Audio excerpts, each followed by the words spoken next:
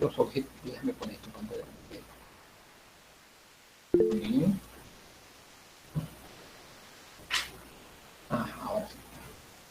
Ok, los objetivos, vamos a definir el electrón, es un concepto solamente, en la práctica clínica prácticamente no tiene uso. Vamos a describir el electrón desde el punto de vista evolutivo, los mecanismos regulatorios del electrón y las alteraciones funcionales y metabólicas.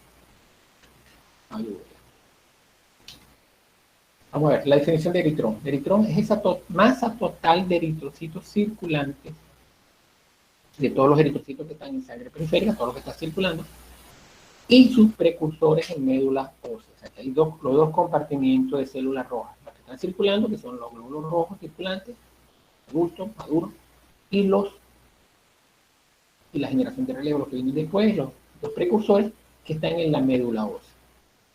Toda la masa intramedular del glóbulo rojo, junto con la masa roja circulante, conforman el eritrón, una masa total de eritrocitos.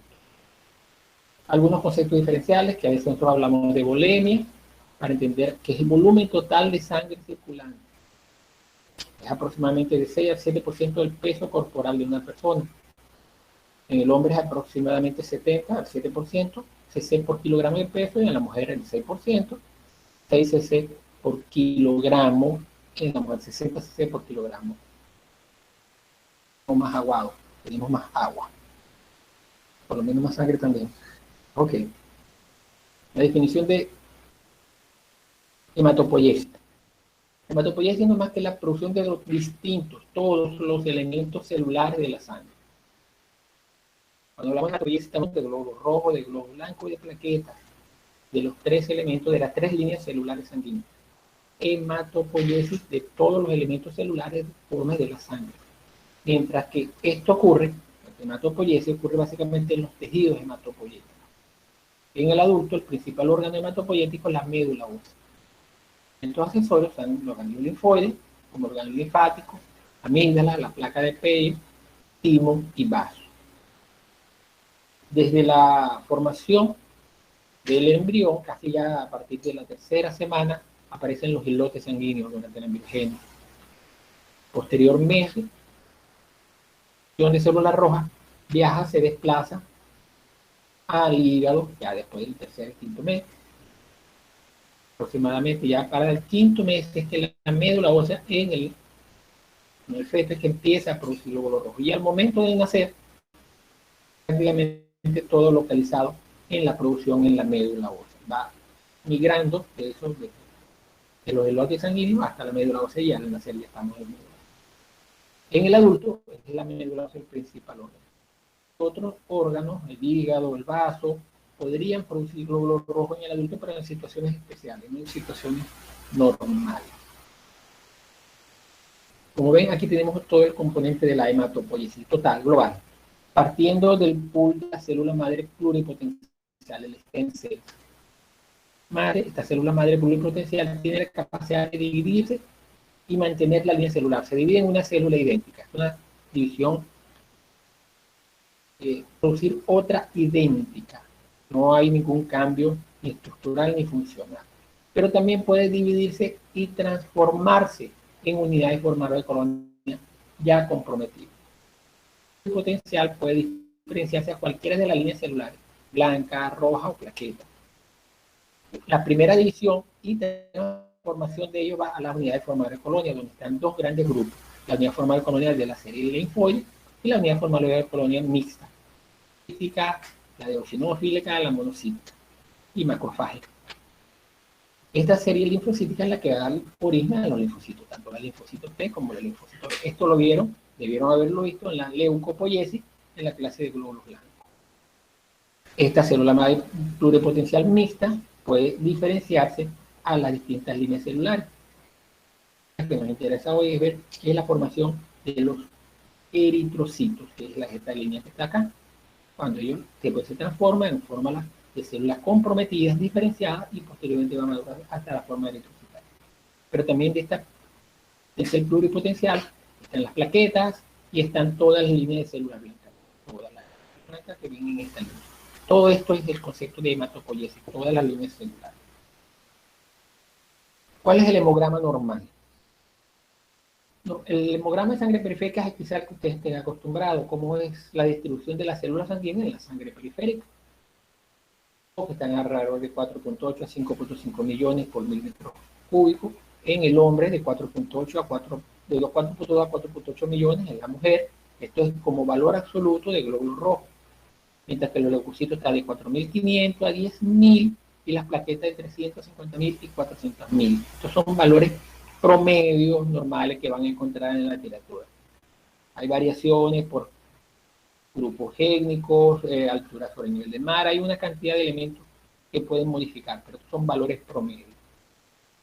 Aquí lo que quiero ver de novedad es el otro componente, el compartimiento. Está un compartimiento circulante, que es el de sangre periférica, pero el otro compartimiento es el compartimiento intramedular. En la médula ósea también está lo que forma parte junto con los eritrocitos del eritrón, que es la serie roja intramedular. El eritrón dentro de la médula ósea representa solamente el 28% de las células intramedulares. Vean cómo en sangre periférica es totalmente diferente. Estamos hablando de acá de 5 millones y aquí menos de 10.000. La diferencia es muy, muy notable entre el número de células. Más importantes son las plaquetas. Pero en la médula ósea la serie roja representa solamente este 28%, menos de un tercio. En blanca, granulocítica, mielocítica, no linfoblástica, no monoblástica, no megacardiocítica, representan cerca de 2/3 partes, 61%. Monoblástica el 2% y la megacardiocítica el 1%. La diferencia de los compartimientos se explica claramente. Son muy abundantes en la periférica, pero es que ellos tienen una vida media de 120 días. Por eso la necesidad de recambio de ellas no es tan rápida. 100 de eritrocitos al día, de todos los eritrocitos circulantes al día. ¿De dónde sale ese número? 120, 1 entre 120, porque dura 120 días la vida media de ellos. Mientras las células blancas, su vida media es de horas a pocos días. Las células blancas tienen una vida mucho más corta, por lo tanto la médula tiene que recambiarlas más rápidamente. Por eso es que en la médula ósea el predominio son las células blancas. Si hace un aspirado a la médula ósea, el bioanalista, el hematólogo le va a reportar este hemograma de médula ósea como un valor normal. Esto es importante porque hay cambios de estos funcionales y ajustado a patología, que después vamos a ver cuando veamos anemia, que va a ser en la clase del lunes. Vamos a hablar ahora de una sola línea de producción celular. Vamos a hablar de la producción de la línea roja. Vamos a hablar de la eritropoiesis. Es una de las líneas de la hematopoiesis, la eritropoiesis. El proceso de diferenciación y maduración de la población de eritrocitos, el eritrón intramedular, a partir de su precursor en la médula ósea. La definición de eritropoiesis, diferenciación y maduración de eritrocitos, a partir de los precursores medulares. Eso es eritropoiesis. ¿Quién controla, quién modula la eritropoiesis? Hay varios factores moduladores. El principal, la eritropoietina. La eritropoietina es una hormona que se produce en el nivel hígado, en el riñón, perdón, fundamentalmente cerca del 90% del riñón, aunque hay cerca de un 10% que puede producirse en el hígado. Y ella actúa, su órgano blanco es la médula, y va sobre las stem cells ya comprometidas de la serie eritroide, donde estimula la transformación, la maduración y diferenciación de esas células pluripotenciales para que se transformen y maduren hacia eritrocitos maduros. Es la principal estimulante, la eritropoietina. Pero hay otros factores estimulantes distintos de la eritropoietina. Hay factores estimulantes de colonia, la interleucina 3, también son un medio ambiente necesario para que este estímulo y esta maduración y desarrollo se dé. Son factores que favorecen esta transformación, esta eritropoiesis, que es el microambiente medular. Debe estar no solamente en las células, también debe haber un ambiente donde hay suficiente hierro para que se pueda producir la hemoglobina, de y ácido fólico, que son los cofactores de la transformación química, urínica y pirimidínica, para que se transforme y se sintetice el ADN. Porque aquí hay síntesis de proteínas. La hemoglobina es una proteína, entonces tiene que sintetizarse. Y esa transformación tiene que estar presente en el medio ambiente, tiene que dar esos elementos para que se dé la maduración de eritrocitos. Porque es una eritropoiesis ineca y no produce eritrocitos maduros al final. Pero también hay factores inhibitorios de esta eritropoiesis. Frenan la producción de células rojas, por ejemplo, el factor de necrosis tumoral alfa. Esto es lo que podría explicar por qué pacientes con enfermedades crónicas destantes que tienen altos niveles de factor de necrosis tumoral alfa tienen anemia. No están sangrando, no están perdiendo sangre, están comiendo, pero el factor de necrosis tumoral alfa inhibe todo este medio y hay menos eritropoyesis. También hay un factor de crecimiento transformador, también se pueden producir estos fenómenos inflamatorios, sobre todo en los fenómenos de sepsis, que también inhibe la eritropoyesis y los procesos infecciosos agudos y los crónicos, ambos. Y también está la lactoferrina, que tiene la capacidad de ser un factor inhibitorio. Estos son elementos de poca producción, son valores, son muy bajos a nivel sanguíneo. Básicamente lo que predomina es la estimulación y producción de células rojas. Por eso tenemos la cantidad de eritrocitos que tenemos. Parado, la eritropoyesis. Pluripotencial, ella puede dividirse en dos células iguales, pero también puede dividirse y transformarse en la serie progenitora ya comprometidas. Estos son stem cells, macroscópicamente, en un microscopio óptico usted lo ve, y son idénticas. La diferencia está en la superficie, que hay receptores, proteínas, factores proteicos diferentes que permiten una interacción diferente. Estas células ya están comprometidas para madurar hacia precursores eritroides, pero morfológicamente no se observa. Estas unidades de forma de colonia, primero la serie blástica, después la unidad de forma de colonia, y de la serie esplánica, todavía van haciendo transformaciones. Estamos hablando entre 12 divisiones en esta unidad de la serie eritroide y esta otra alrededor de 2 o 3 divisiones más. Estamos hablando entonces de casi 15 divisiones. Este proceso ocurre en un tiempo que puede ser de 4 o 5 días. Este número de divisiones de stem cell hasta transformar. La transformada y diferenciable del stem cell a través incluso de microscopía óptica son el proeritoblasto. Y aquí es claramente diferencial, y esto es lo que se escribía antiguamente cuando no teníamos la microscopía electrónica. Ahorita con microscopía electrónica que podemos reconocer estas células madre pluripotenciales. Antes de la microscopía electrónica no las reconocíamos, las transformaciones estas que tenemos. Proeritoblasto. El proeritoblasto a su vez se va dividiendo y transformando de proeritoblasto a eritroblasto basófilo y posteriormente ortocromático, que es el azurófilo. Estas transformaciones, aproximadamente 4 divisiones, hasta llegar hasta los reticulocitos. El eritrocito pierde el núcleo, como ven acá, pierde su núcleo, se vuelve una célula anucleada y después emerge ya sangre periférica como eritrocito. Intramedular completa alrededor de otros 5 a 7 días adicionales. Como ven, 5 o 7 días acá, ese es el tiempo en que tarda en madurar un eritrocito normal desde su inicio de célula madre pluripotencial hasta que sangre a sala periférica de forma como eritrocito. Esos tiempos se pueden acortar, se pueden modificar, puede salir en menos tiempo y con menos número de divisiones. Sangre nueva, porque ha sangrado, ha perdido eritrocito, ha perdido masa roja, se madura más rápido y sale la sangre periférica más rápido. Por lo tanto, todo ese tiempo que hemos visto, que es de 7 a 10 días, puede acortar 4 o 5 días y el número de divisiones puede acortarse incluso hasta la mitad. Y salen formas más inmaduras de eritrocitos a sangre periférica, incluyendo más reticulocitos en sangre periférica.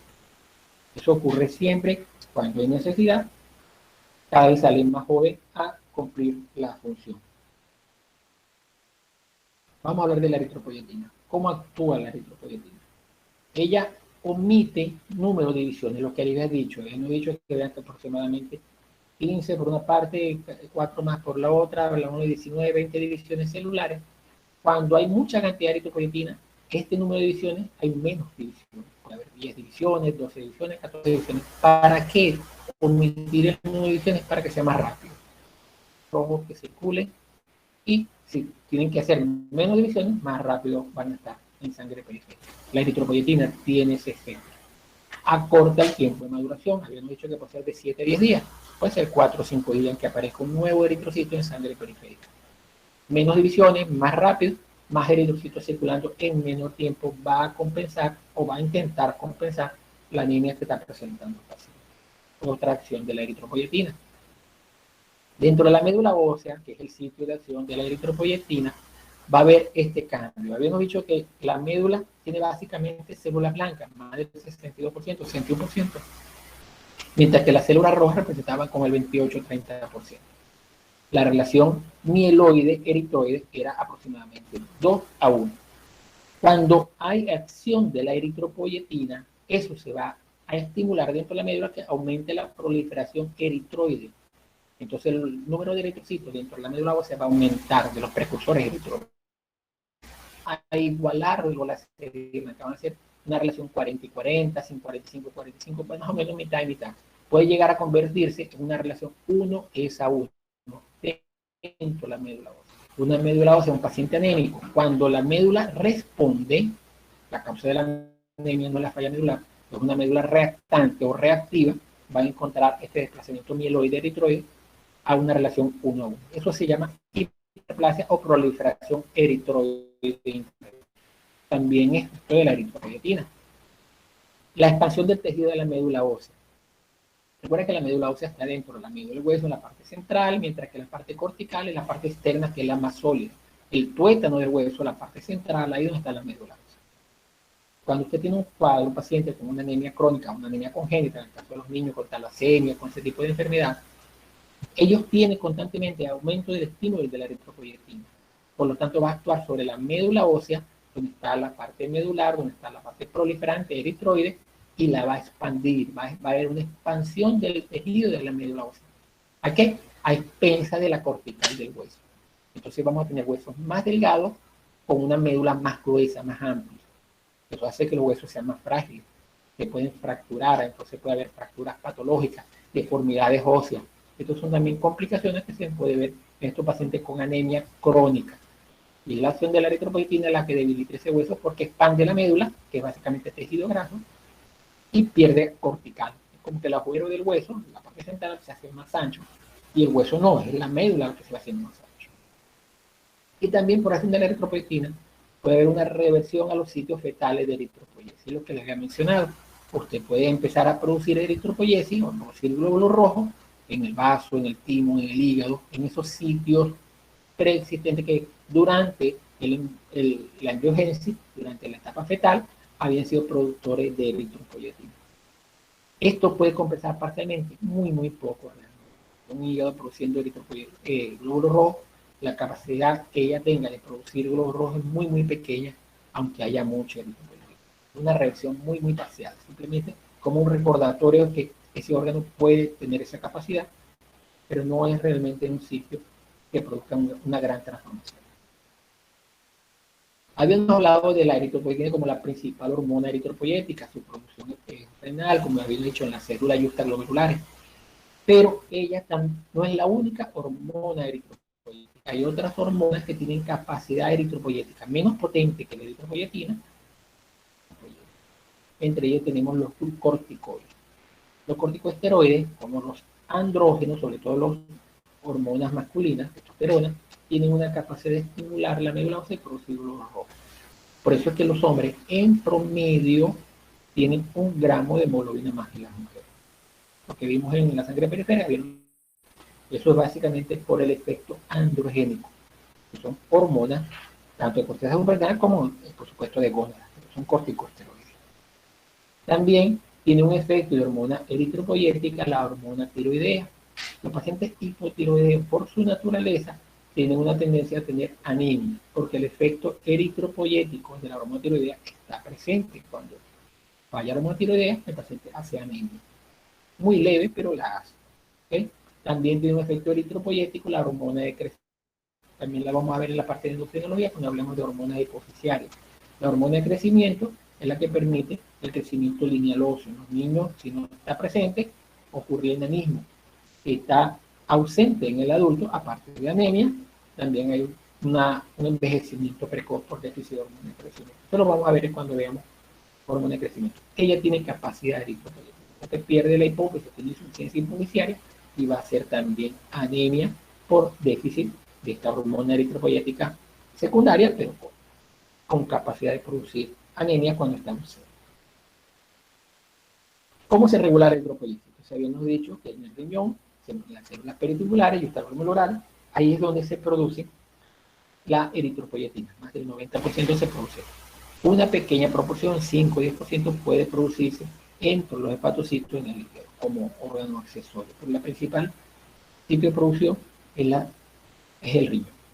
Esta eritropoyetina tiene la capacidad de actuar sobre la médula ósea, su órgano blanco, y actúa sobre los distintos precursores celulares, desde el stem cell no comprometido, y lo transforma en unidad de forma de colonia comprometida a la línea eritroide, unidad de forma de colonia a la serie eritroide comprometida, es principal situación, hasta los precursores eritroides y medulares transformados como el eritroblasto. Se ve acción de la eritropoyetina en el eritroblasto, y el eritroblasto tiene en sus receptores de superficie receptores para la eritropoyetina, igual que los stem cells.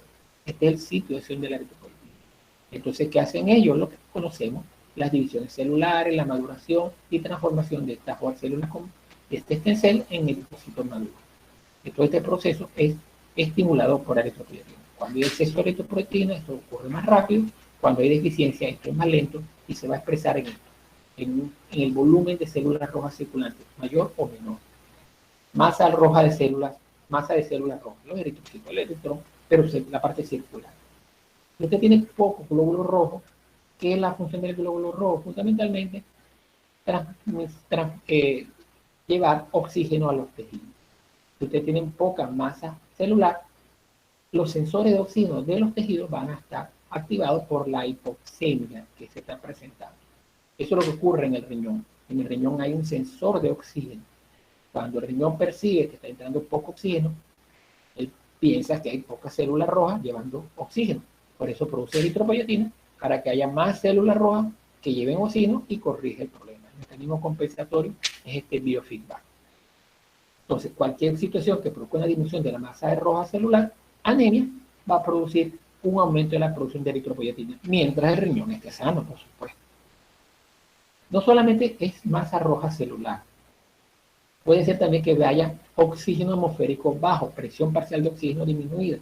Usted sabe que la concentración de oxígeno está alrededor de los 21%, pero la presión parcial de oxígeno es la que se modifica con la altura. Hasta los primeros 500 metros sobre el nivel del mar, la presión es prácticamente idéntica para todos. Ya a partir de los 1000 metros sobre el nivel del mar, la presión atmosférica de la VO2 es más baja, y por lo tanto la saturación de oxígeno también va a ser menor de los eritrocitos, y eso ya lo empieza a percibir el riñón, y por lo tanto el riñón ya a partir de los 1000 metros de altura empieza a producir más eritropoyetina. ¿Qué es lo que vemos en la parte epidemiológica? Cualquier persona que viva 1500 metros por encima del nivel del mar tiene en promedio ya medio gramo de hemoglobina más que los que viven por debajo de esos 1000 metros. Esa diferencia de cada 500 metros, medio gramo más de hemoglobina, es la regulación que se da por esta caída del oxígeno atmosférico. Porque hace una determinación de hemoglobina en todos los gochos que a ustedes se les ocurre, lo comparan con todos los costeños que tenemos por acá y van a ver que ellos en promedio tienen más hemoglobina. Es que también, hay menos presión parcial de oxígeno en donde ellos viven. La sangre llega a los tejidos, la bomba, y llega oxigenada gracias a que hay un pulmón donde ocurre el intercambio.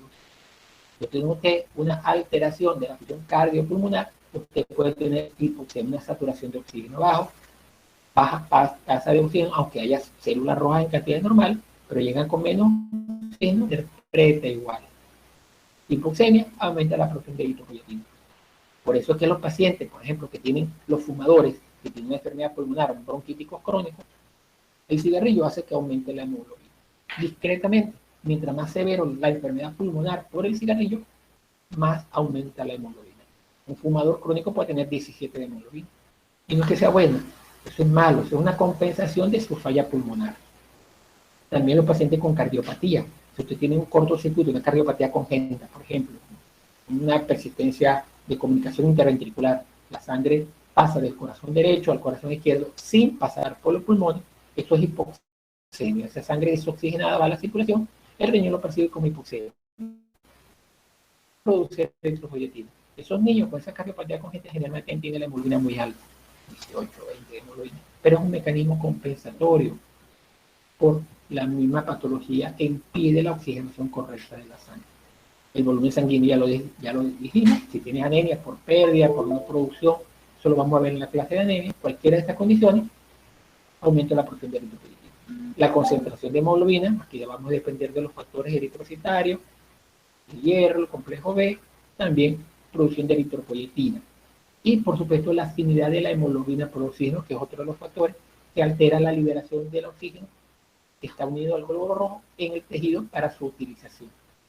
Si la afinidad de la hemoglobina por oxígeno es muy alta, como ocurre por ejemplo con la hemoglobina fetal, el eritrocito no libera la hemoglobina en los tejidos quedan hipoxémicos, va a estimular la producción de eritropoyetina.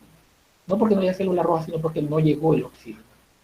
Entonces, esto también puede afectar de forma crónica la producción de eritropoyetina. Los eritrocitos maduros, vamos a hablar, ya ocurrió su formación, ya están circulando, su vida media va a ser aproximadamente 120 días. Mientras viva, esta va a ser más o menos su característica estructurales y funcionales. Un eritrocito maduro tiene un volumen corpúscular medio, estos son los valores hematimétricos de Winthrop, los valores de hematimetría, ya lo vamos a explicar. El volumen corpuscular medio es el volumen promedio de cada eritrocito. Este es un eritrocito visto de lado, de canto, y él tiene un volumen. Los eritrocitos tienen una fórmula perfecta. Máxima superficie de contacto con el menor volumen posible. El volumen corpuscular medio, promedio de un eritrocito es de 90, más o menos 6 femtolitros, no puse las unidades. 90 femtolitros, ese es el volumen promedio normal de los eritrocitos. Lo que les pueden presumir que si hay eritrocitos con un tamaño normal, también los puede haber grandes, ¿okay? Lo vamos a ver en la anemia megaloblástica, o pequeña, que es la anemia microcítica, pero lo vamos a ver en anemia. Vamos a ver primero la parte normal. Ese eritrocito que tiene ese volumen, dentro en su interior está prácticamente lleno de hemoglobina.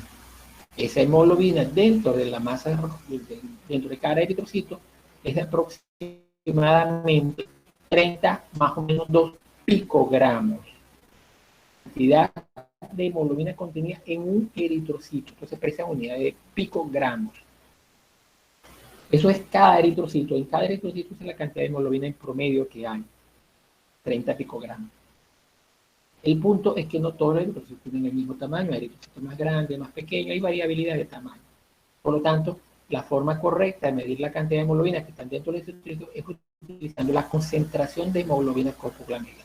Aquí se utiliza un promedio de hemoglobina en un número promedio también de glóbulos rojos. Por lo tanto, la concentración promedio de hemoglobina en los eritrocitos, no en un eritrocito, sino en el promedio de esos eritrocitos, se expresa en gramos por decilitro. Como ven, es una unidad donde hay peso y volumen, y ahí están las dos relaciones, es de aproximadamente 34 gramos por decilitro. 34 más o menos 2. Esta diferencia de la concentración de hemoglobina corpuscular media y la hemoglobina corpuscular media es importante cuando veamos anemia. El tamaño promedio normal, esta distancia que hay de lado a lado, está alrededor de 6 a 8 micras, por lo que tanto es que hay eritrocitos pequeños y eritrocitos grandes también. Estos son eritrocitos normocíticos, o sea, con una forma y tamaño normal. El eritrocito, su principal función. Primero, él tiene que mantenerse vivo a sí mismo, tiene que mantener su integridad estructural y morfológica. Esto es lo que le permite vivir 120 días. Si el eritrocito no se cuida, si no se mantiene sano, no puede hacer su otra función, que es la de transporte de oxígeno y CO2. Para que él pueda ejercer su función, tiene que mantenerse estructural, morfológica y funcionalmente íntegro. Y parte de su energía y de toda su actividad intracelular se consume en este mantenimiento estructural y morfológico. El consumo es la que le da el trabajo para el transporte de oxígeno y CO2. Por lo tanto, los eritrocitos maduros pueden tener alteraciones estructurales, metabólicas, tienen un aparato metabólico intracelular, funcionales, su función es transporte de oxígeno y CO2, y cuantitativos de los eritrocitos, más o menos eritrocitos. Mucho glóbulo rojo, poco glóbulo rojo, o sea, eritrocitosis o anemia. La acción de los eritrocitos puede ser cualquiera de estos, puede tener cantidad, función, trastornos metabólicos enzimáticos o trastornos estructurales. Todas ellas son trastornos de la función. Todas estas alteraciones y el eritrocito deja de cumplir su función correcta, que es la de transporte de oxígeno y CO2. Estas alteraciones estructurales. Las alteraciones de membrana, anomalías de membrana. Esta es una transparencia donde se ve una doble capa lipídica, que es la estructura de membrana de un eritrocito. Vemos esta doble capa lipídica, donde están unos componentes proteicos que funcionan como transportadores y de relación con el medio externo. Esta doble capa lipídica con estas glicoproteínas incluidas es lo que se estructura normalmente en el eritrocito. Esta doble capa y estas proteínas hacen, junto con la espectrina, la anquirina, la actina, es la que permite al eritrocito tener la forma que tiene, el doble disco bicóncavo.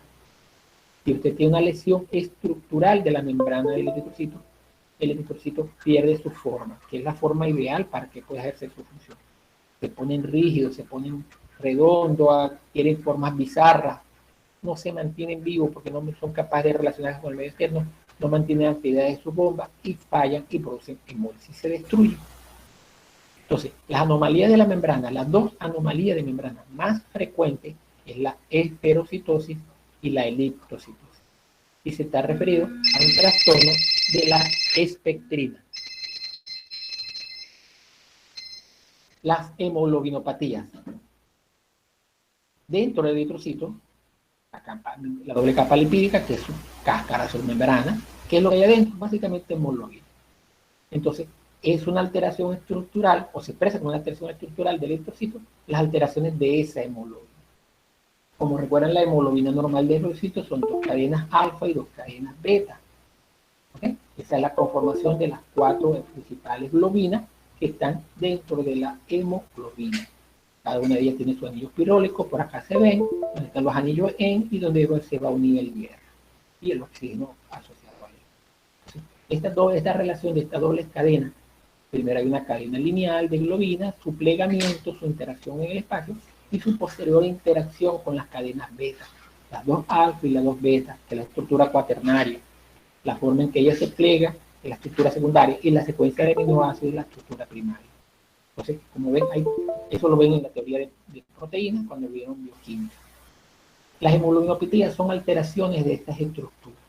Estas alteraciones estructurales pueden deberse a un cambio de la secuencia de aminoácidos de alguna de las cadenas. Por ejemplo, la drepanocitosis, que es la hemoglobinopatía más frecuente. Estamos hablando de casi el 1% de la población puede tener drepanocitosis. Entonces, en la cadena beta, en la posición 6 de la hemoglobina, la cadena beta, hay un ácido glutámico que es sustituido por valina. Ese solo cambio de un aminoácido de esta cadena primaria hace que el eritrocito todo cambie su estructura secundaria, terciaria y cuaternaria. Todas las estructuras se cambian porque tienen distintas cargas eléctricas. El ácido glutámico es negativo y la valina es más bien es neutra. Eso es cambio estructural, entonces el paciente tiene una transformación en las cadenas beta, porque es donde ocurre el cambio. Mantiene las 2 alfa, pero las 2 cadenas beta se transforman en cadenas F, que son las hemoglobina S, que es la hemoglobina drepanocítica. Estos pacientes tienen la enfermedad que se llama drepanocitosis, una causa de anemia hemolítica. La vamos a ver en la clase de anemia hemolítica. Otra hemoglobinopatía bastante frecuente está en las talasemias. Aquí la alteración es diferente. Aquí el paciente deja de sintetizar alguno de los pares de la cadena, o no sintetiza las pares alfa, o no sintetiza los pares beta. Puede ser una alfa talasemia, que es más frecuente en Asia, o las beta talasemias, que es más frecuente en el occidente, lo que llamamos el mundo occidental. Nosotros somos mestizos, nosotros tenemos muchos asiáticos, somos muy... Con las teorías de la población de América, nosotros tenemos muchos componentes. Nosotros tenemos tanto alfa talasemias como beta talasemias. Un poquito de predominancia de la beta, un poco más frecuente, pero también tenemos bastante alfa talasemia, como si fuésemos asiáticos. Esta es la alteración estructural, las hemoglobinopatías. También son alteraciones morfológicas. El tamaño o la forma del eritrocito. Habíamos dicho que el tamaño está alrededor de entre 6 y 8 micros, un promedio de 7 micros. Bueno, cuando un eritrocito tiene menos de este tamaño y un volumen corpuscular medio de menos de 80 centilitros, recuerda que el valor normal promedio era 90, hablamos de eritrocitos pequeños. ¿Qué es un eritrocito pequeño? Un eritrocito microcítico, así lo va a referir el hematólogo, microcitosis. Cuando vemos eritrocitos pequeños, microcíticos, cuando tenemos anemia de tipo ferropénica. O las talasemias que acabamos de mencionar, también los eritrocitos son pequeños. En la esferocitosis también los eritrocitos se ven chiquitos. Estas son tres causas importantes de microcitosis. De esta la ferropénica es la más frecuente. ¿Cómo se ven los eritrocitos chiquitos? Vean esta imagen donde se ve una célula blanca, comparen el tamaño de la célula blanca con estos eritrocitos. Como ven, hay una diferencia de tamaño más o menos importante. Esto es lo que ustedes van a ver en una anemia ferropénica. La macrocitosis, el otro extremo, eritrocitos de más de 8 micras, el volumen corporal medio de más de 100 femtolitros. Son eritrocitos grandes. Si lo ven comparado en la imagen, vean la imagen, el eritrocito es prácticamente igual o más grande que la célula blanca. En esto donde se ven las macrocitosis, en la anemia megaloblástica. También la vamos a ver en la clase de anemia. La anemia megaloblástica son deficiencias de trastornos nutricionales. Complejo B y ácido fólico, fundamentalmente. También vamos a ver en los reticulocitos. Los reticulocitos son esas células inmaduras intramedulares. Antes de salir, se transforman en eritrocitos maduros. Pero estas formas inmaduras son un poco más grandes que el eritrocito maduro y son de forma esférica. También anisocitosis. El prefijo aniso se diferencia de tamaño. Por eso anisocitosis son células de diferentes tamaños. Recuerden esto, porque cuando vean semiología le van a hablar de anisocoria. Aniso y coria se refiere a la pupila. Anisocoria son pupilas de distintos tamaños. En este caso es anisocitosis, células de diferentes tamaños. Los eritrocitos, hay eritrocitos muy grandes, vean este que está señalado con esta flecha, al lado de un eritrocito pequeño, vean este señalado con esta flecha. Compárenlo. Esta diferencia de tamaño te dice que hay células muy jóvenes, inmaduras, posiblemente reticulocitos aumentados, al mismo tiempo que hay otras células más pequeñas. Esto se ve en los pacientes con anemia severa, donde la médula responde, pero una respuesta a la anemia es una respuesta muy acelerada. Los eritrocitos que va a liberar la médula suelen ser más inmaduros, más grandes. Entonces van a ver eritrocitos inmaduros circulantes, estas células grandes, acompañados de los eritrocitos de tamaño normal, y los más pequeños, que pueden ser las causas de la anemia. Entonces van a ver anisocitosis, diferentes tamaños del eritrocito. Hipocromía, puede ser que el eritrocito tenga muy poca hemoglobina en su interior. Entonces, si lo hacen con la hemoglobina corporal media o con la concentración de hemoglobina corporal media, van a tener valores de hemoglobina por debajo del normal. Habíamos dicho que era aproximadamente 32 en uno, en el otro de 34. Esos valores están por debajo de esos esperados. El eritrocito se ve pálido. Vean cómo se ve en el frote de sangre permanente, una coloración de Giese. Entonces, tenemos, ¿dónde se ven los eritrocitos pálidos? En la anemia por deficiencia de hierro.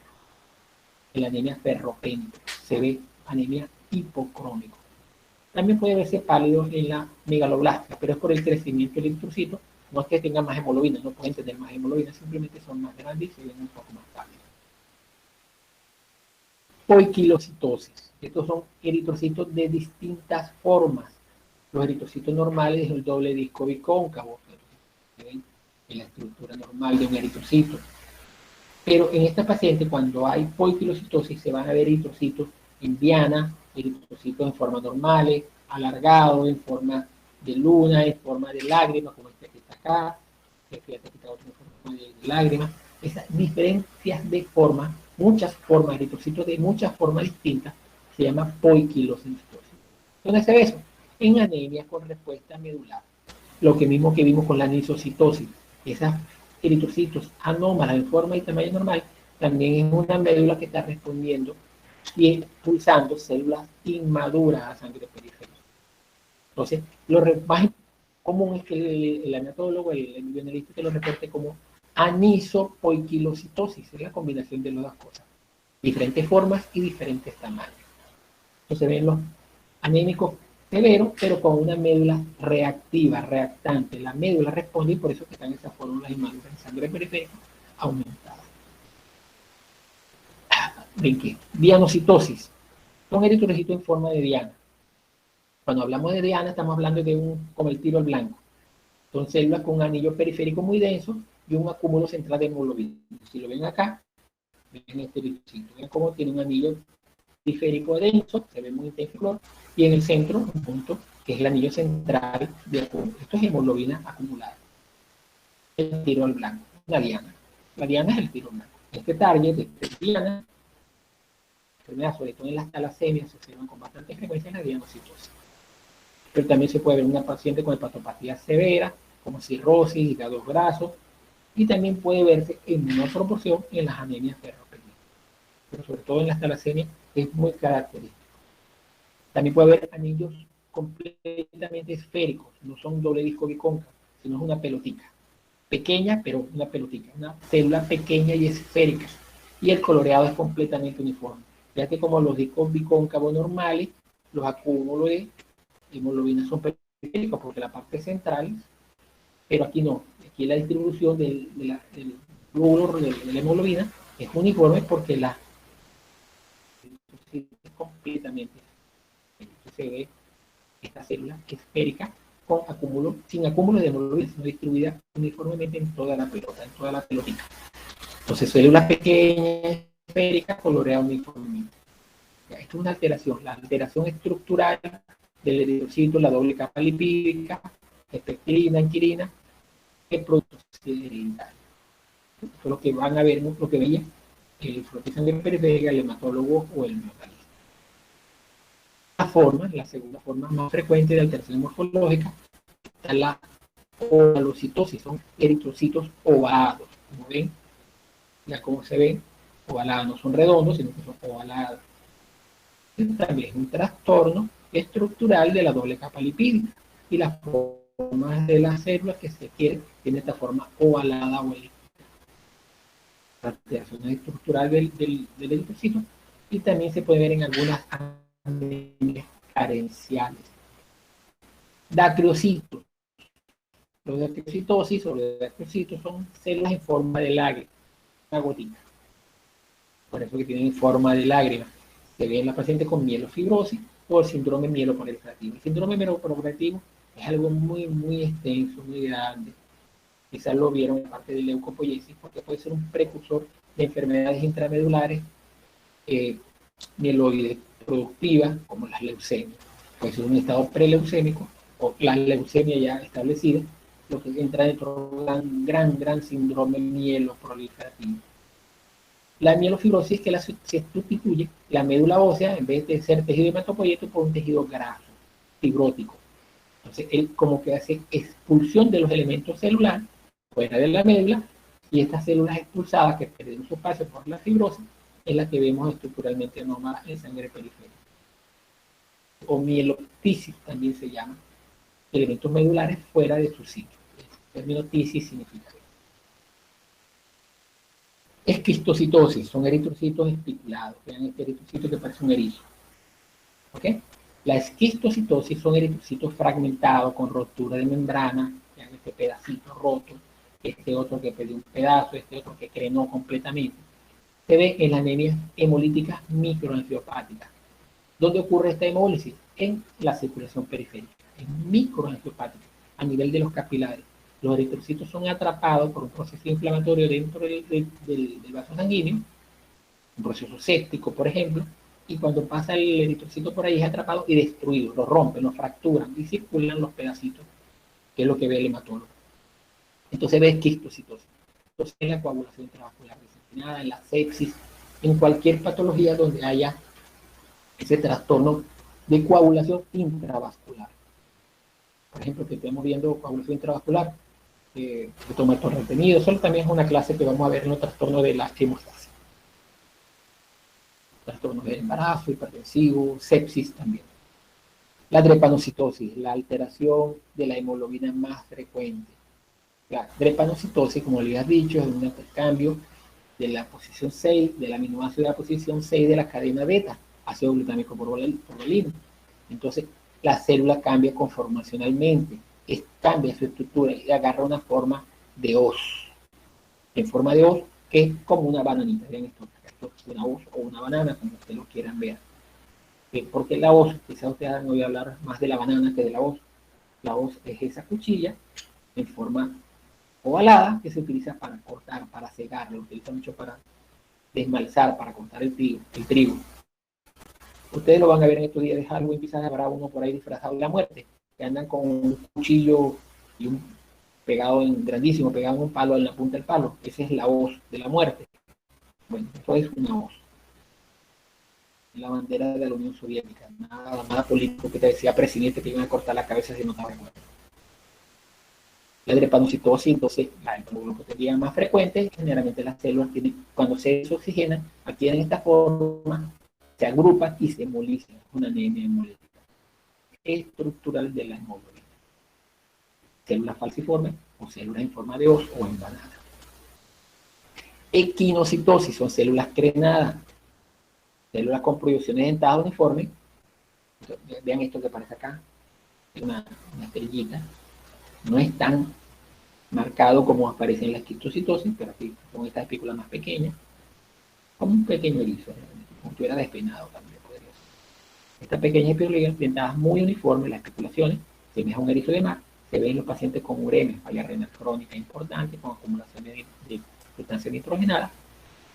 En las enzimopatías eritrocitarias, también las clases las vamos a ver en la anemia hemolítica, por ejemplo, de la glucosa 6-fosfato de deshidrogenasa, que es una de las enzimas que más frecuentes produce enzimopatía, anemia hemolítica, y dan estos eritrocitos en forma crenada, eritrocitos equinocíticos.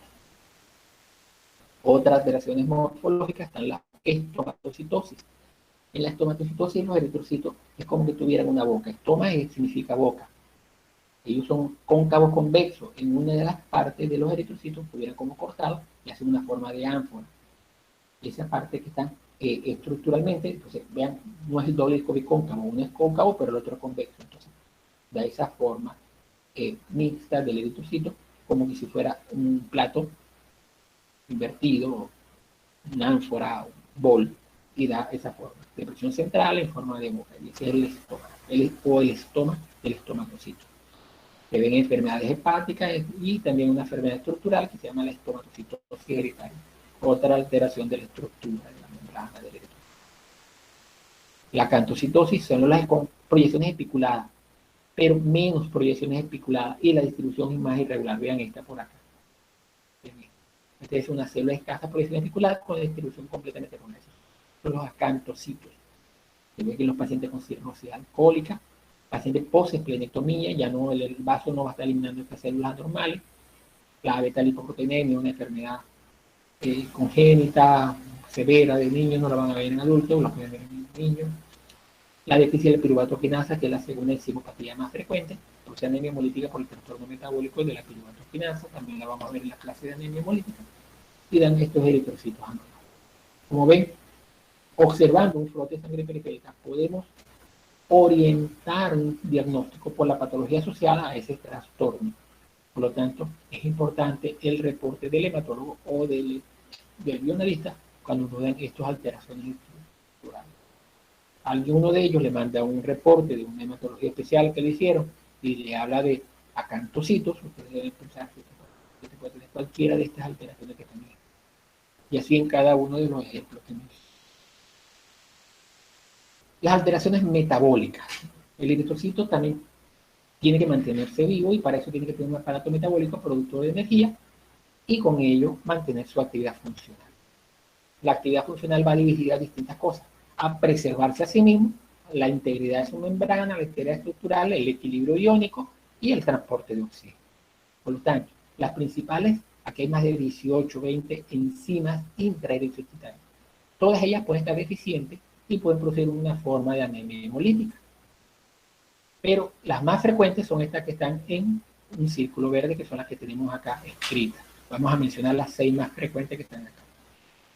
La deficiencia más frecuente de este enzimático del trastorno metabólico eritrocítico es el de la glucosa 6-fosfato de deshidrogenasa, esta enzima que está acá. Es la que permite la transformación de la glucosa 6-fosfato en la 6-fosfogluconato. Esta es la que permite salir de la ruta de la glicólisis de MDMA para entrar a la vía del hexosamonofosfato. ¿Por qué la hexosamonofosfato? Porque por esta vía es por donde se va a formar básicamente la mayor cantidad de energía, es la glicólisis aeróbica. Y aquí es donde se produce la principal fuente de producción de ATP. Por eso es que tiene que ocurrir esto. Pero puede haber un déficit de esta enzima y por lo tanto no ocurre esa transformación. Si no ocurre esta transformación, no se forma el 6-fosfogluconato. Pero no solo eso, no solamente es que no va a ocurrir la producción de energía. El 6-fosfogluconato es el responsable de mantener la actividad de la 6-fosfogluconato deshidrogenasa y de mantener la vía de la glutatión reductasa activa. Si esto no se da, estas dos vías de la glutatión peroxidasa, la glutatión reductasa y la fosfodeshidrogenasa se inactivan. Y ellas son las responsables de mantener a raya los radicales libres de oxígeno. Vean cómo ella tiene la capacidad de evitar los radicales libres de oxígeno, el peróxido de hidrógeno, el agua oxigenada, que daña la membrana eritrocitular. Entonces, al tener incapacidad para hacer radicales libres sobre la membrana, la célula se lisa. Hay hemólisis por daño de radicales libres sobre la membrana del eritrocito. Cuando hay déficit de la glucosa 6 o 4 es la causa más frecuente de anemia hemolítica por alteración enzimática. Menos del 1% de todas las anemias, es realmente poco frecuente, pero dentro de tipo enzimático es la número 1 de ese grupo. La segunda en frecuencia es la déficit del piruvato quinasa. Esa sí es del ciclo de Engel.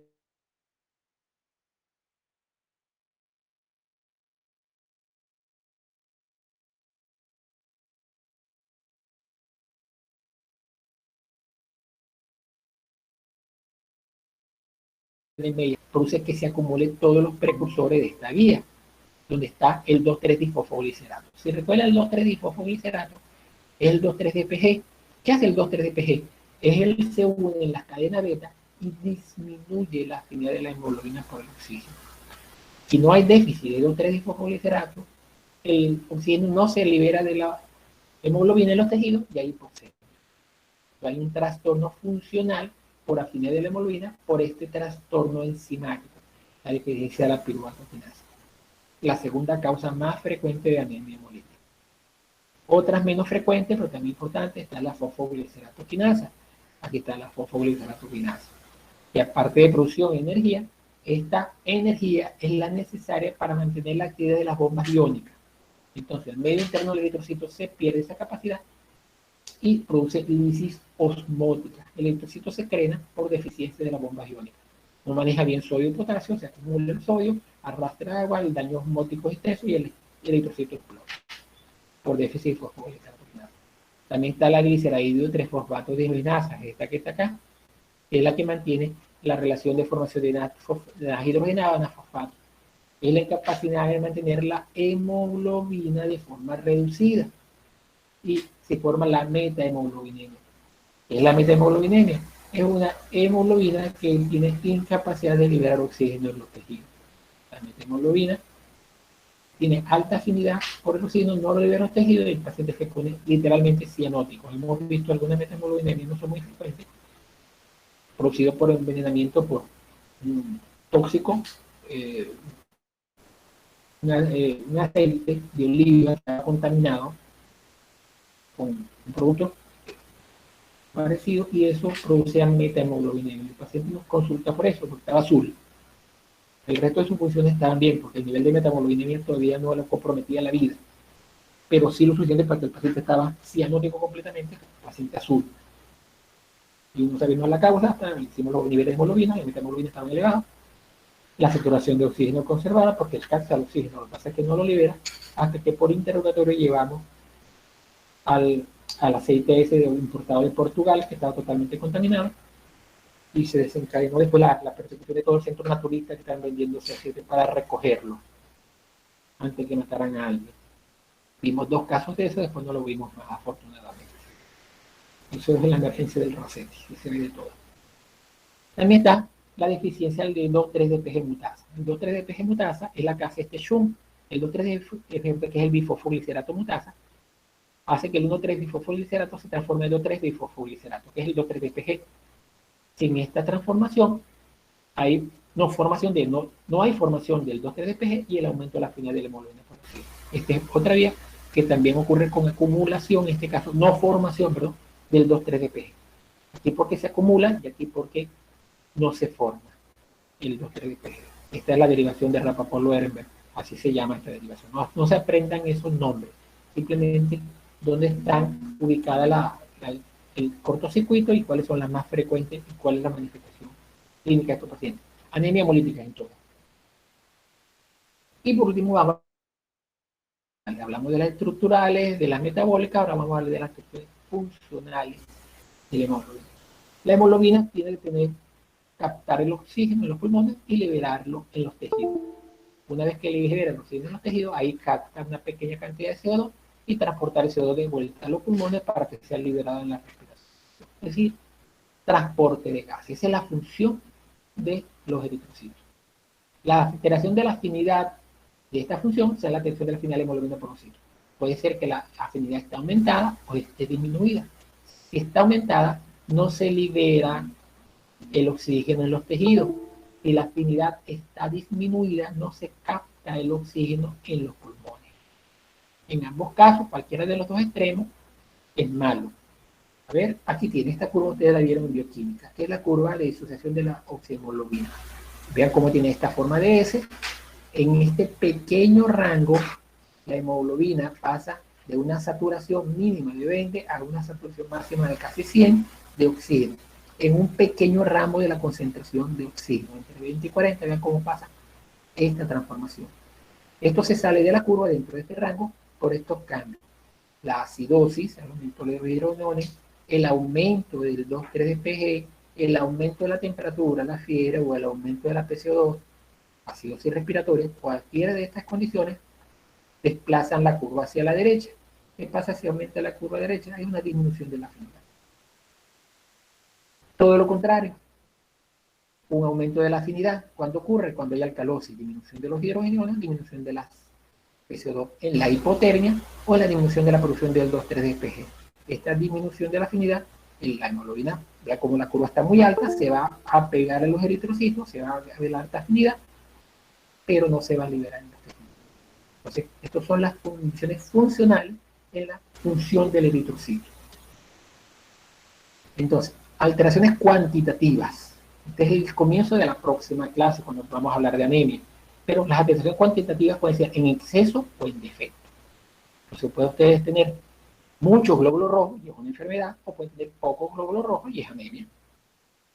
Entonces, anemia, masa de eritrocitos insuficiente para cubrir la demanda de oxígeno. Esa es la definición de anemia, la vamos a ver en la clase del lunes cuando veamos anemia.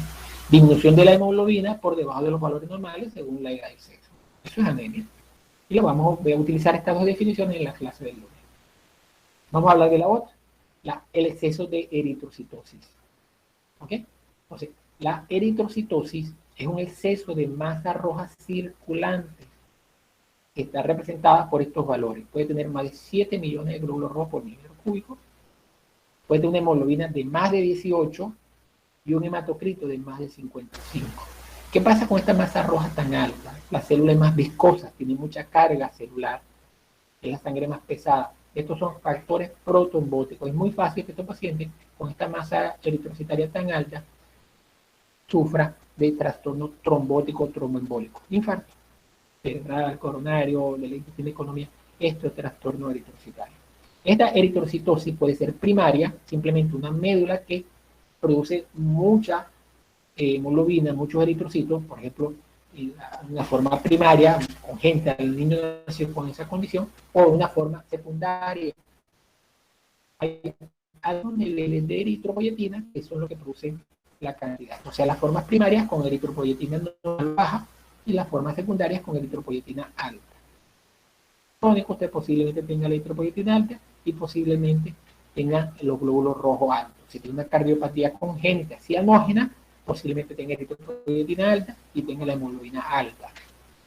Y todas esas son condiciones compensatorias y te producen esta eritrocitosis. En cambio de la anemia, que es la próxima clase, ahí sí la vamos a dar para la próxima. Escape, fin de la presentación y fin de la presentación. Ok, ahora estamos otra vez en vivo. ¿Podemos encontrar varias alteraciones en el mismo paciente? Sí. Sí, Andrea.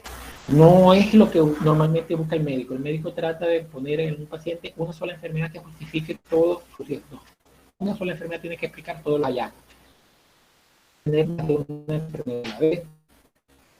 Una sola alteración eritrocial, más de una alteración.